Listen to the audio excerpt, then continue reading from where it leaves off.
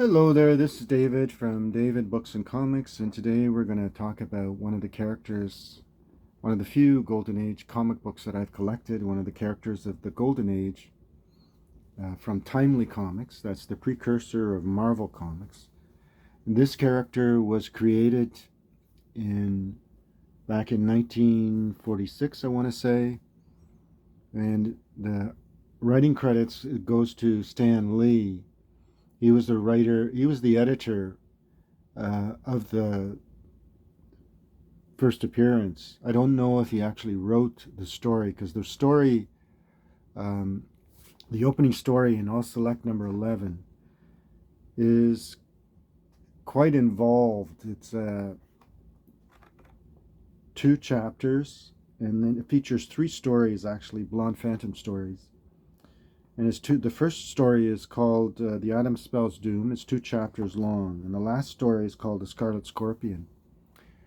The the style of the story, with the intricate plot and the machinations of this spy, and um, Mark Mason being the lead character along with Blonde Phantom, are a little bit too much plot and detail, too much plot detail to think of it as written by Stan Lee. But nonetheless, he is the one who is credited with creating the character along with Sid Shores, the visual look of the character. And that's the visual look of the character. You see here Blonde Phantom number 18. But I'll show you All Select, the cover of All Select number 11, where the main protagonist in this story is, of course, the Blonde Phantom. With All Select number 12, we again continue, with Blonde Phantom number 12, we again continue with the adventures of the Blonde Phantom, chasing down the arch villain, Signor Corte. And that's what you see in number 12. You see the cover of the Blonde Phantom holding a gun, and you see the lead villain, Signor Corte, choking someone to death. Perhaps Mark Mason. Again, the story is really involved and detailed, and its style indicates that it looks to have been written by other hands. But Stan Lee is the one who gets the writing credits. As of course, back in those days, it's not known exactly who the writers, who the inkers, who the letterers were, because that was never given in the credits. So that appears in that story. So Skyride of Doom is the first story in number 12, Blonde Phantom number 12, followed by Death After Dinner. And the Skyride of Doom is again a two-chapter story, the archvillain being Signor Corte. The Death After Dinner is also a kind of spy, and it features the lead villain, Signor Corte. With number 13, everything changes. Number 13 has a cover in this issue, Horror in Hollywood, as it says, it sports on the cover. It features a story called Peril from the Past. The artwork in the art chores definitely looks to be the work of Sid Shores. Excellent little short story. Excellent artwork. And in this case, Mark Mason is a detective. He's not an OSS agent. The next story is called Horror in Hollywood, and again, art is by Sid Shores. It features some excellent villains and an intriguing little story.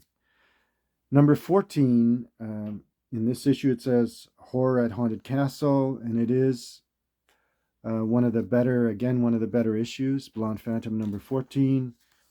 And it features a Frankenstein's monster type character. And you have an opening scene where this fellow dies. Mark Mason goes to investigate along with Blonde Phantom. And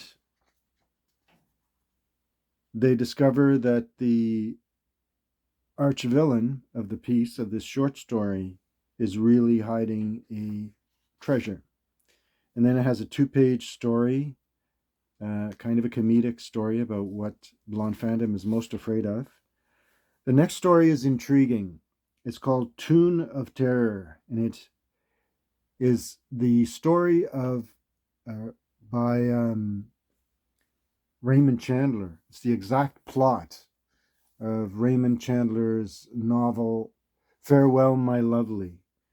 And instead of Moose Malloy, you have a character called the Ox who's out looking for his girlfriend.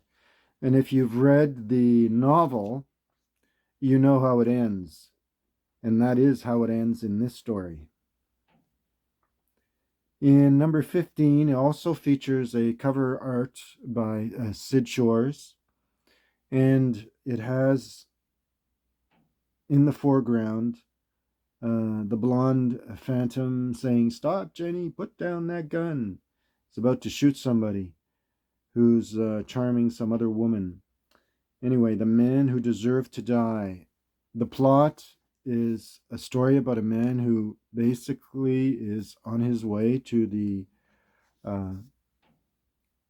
to be killed, to be executed for crimes that he didn't commit. And the blonde phantom and Mark Mason are sent out to discover the real criminal. That's that one. It also has a short 4-page story called I Hate Me, about why the blonde phantom hates herself. The next one is called Glamour Can Be Fatal, and it features an interesting villain, and features the blonde phantom in some hair-raising adventures, trying to find these diamonds. The next story is number 16, Blonde Phantom number 16. Again, you have a heavy text on the cover. The cover art is Sid Shores. The story is called Modeled for Murder. And it has interior art is not Sid Shores. It's a little less, and it's more cartoony in appearance. Also features interesting lead villains. The Sultan Strikes looks to be like, yeah, it is. It's a Sid Shores interior art. Features this arch villain called the Sultan, who's a phony, basically, and he's tracked down by the blonde phantom and eventually exposed. This one is well written, good action. Number 17 has a nice cover. It's not by Sid Shores, does not look like Sid Shores' work. The interior art is also not by Sid Shores. The opening story is called Best Man for Murder.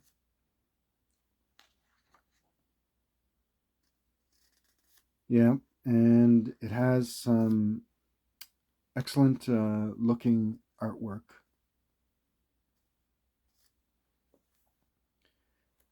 The next story has no title. And it's only a 4-pager, one of the 4-pager. The next story is called, in the same issue, in number 17, The Cop and the Kid. And it's about this father who is raising this child and is not properly looking after him. A police officer is watching out for him, and Blonde Phantom helps the police officer, helps the kid move out of a realm of crime, basically. This next Blonde Phantom story is the one you see here, so I can flip through that. This is number 18. And it has this story. It has The Last Man. And it's a science fiction story about this man who grows up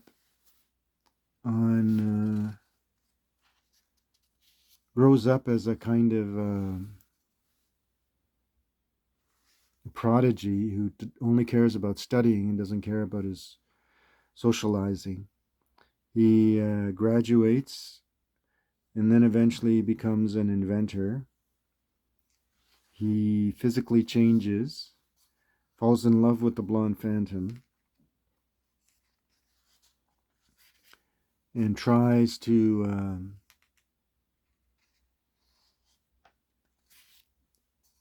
create this machine that will destroy or kill all men so that blonde phantom will only be available to him.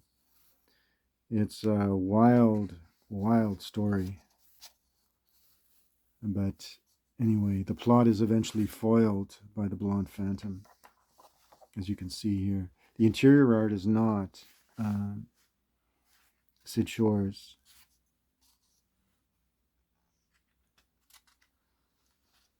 All right, so that's that story. And then you have a short Submariner story. This one is not drawn by Bill Everett. And you have Nomura making an appearance. In this, these last issues of the last appearances of Submariner, Nomura takes a prominent role in many of the stories. Interesting artwork that does not look like Everett's work. Then we have this Murder in Print about a pulp writer who writes for Ghastly Detective, a pulp magazine. Interesting story. Same artist, not Sid Shores.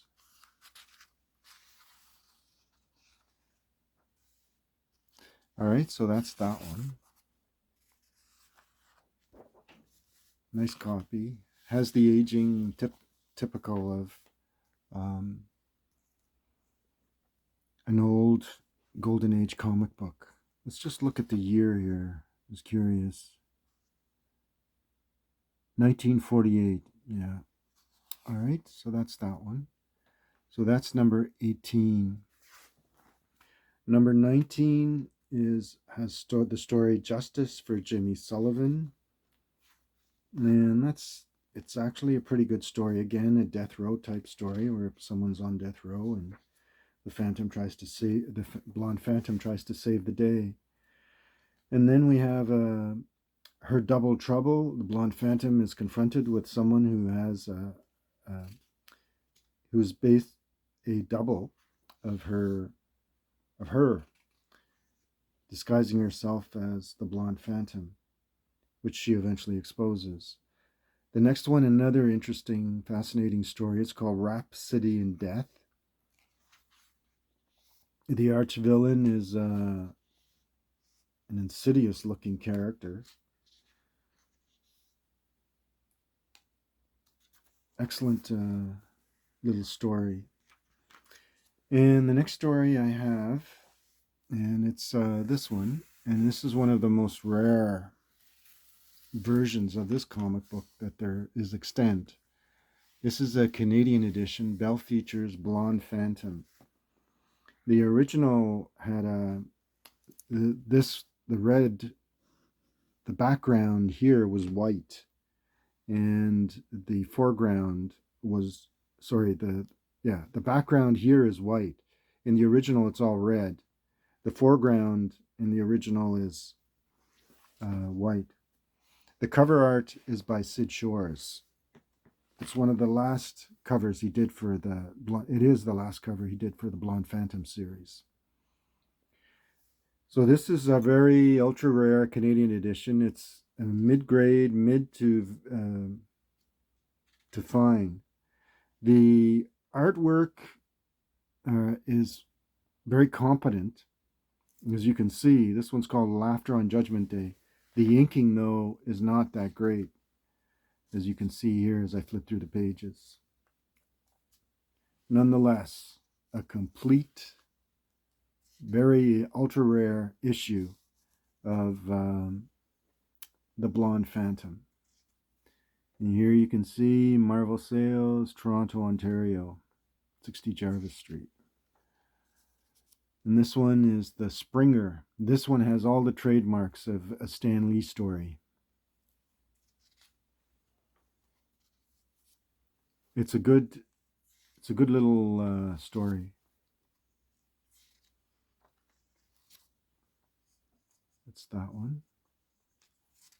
This only has one staple, by the way, not two.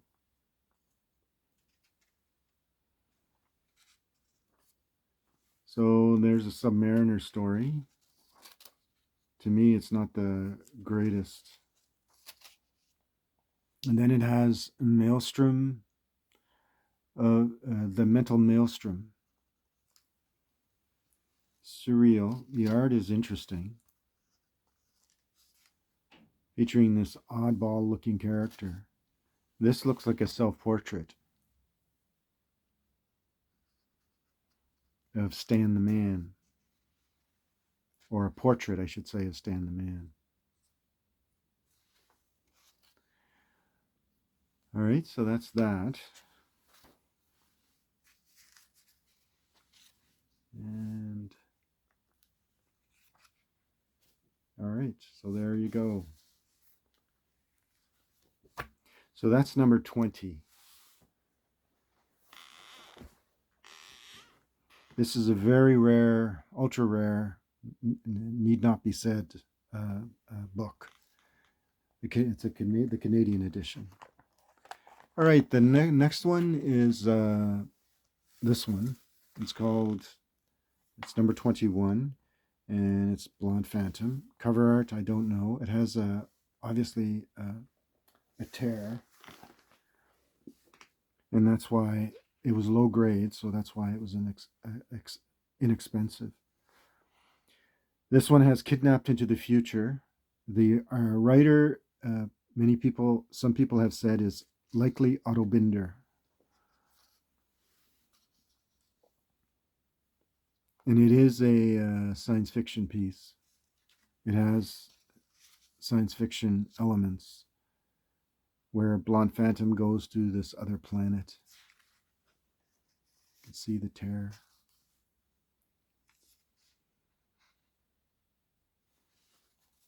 Nice artwork, though.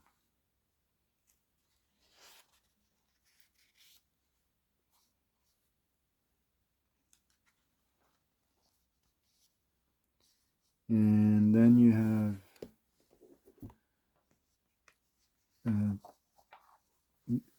Mark Mason questioning whether this actually happened. And then you have this, it's all a dream, just a dream. And then you have this guy here.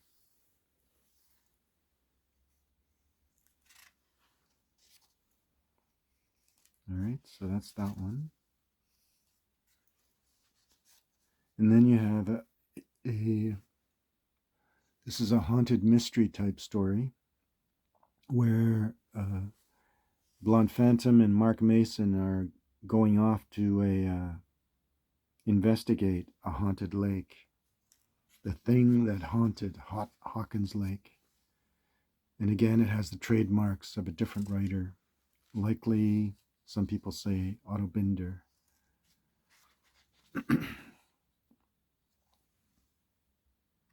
All right, nice little story.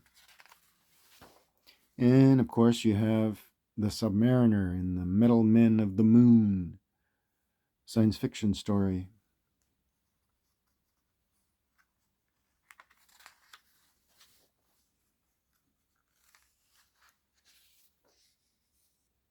All right.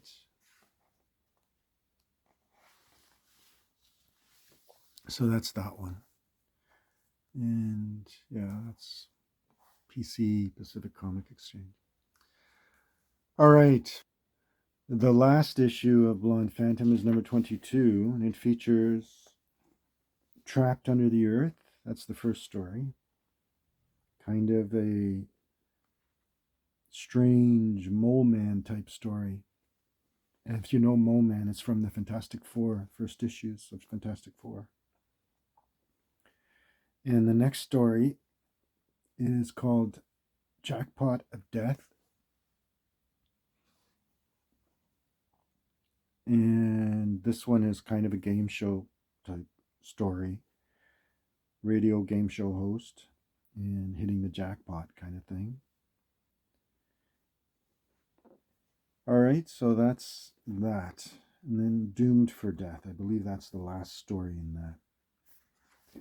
All right, so I hope you enjoyed this look at the Blonde Phantom from the Golden Age. I'm just going to look at the date here. This is from 1949. Hope you enjoyed this. This is a character that I've collected slowly. Her original Timely books are really expensive and hard, really difficult to find, even in good condition. So this one, because of the tear, is probably in good plus condition, considering that it's still in its staples and so on. So I hope you enjoyed this look through Blonde Phantom. This is in response to one of my viewers who asked that I flip through especially number 20, that ultra rare Canadian edition issue, just so he can see what it's like. I hope you enjoyed this look, and if you did, remember to give me that thumbs up. Thanks everyone for watching, and please, if you want to see more content like this, can subscribe, and as always, feel free to comment. Thanks. Bye.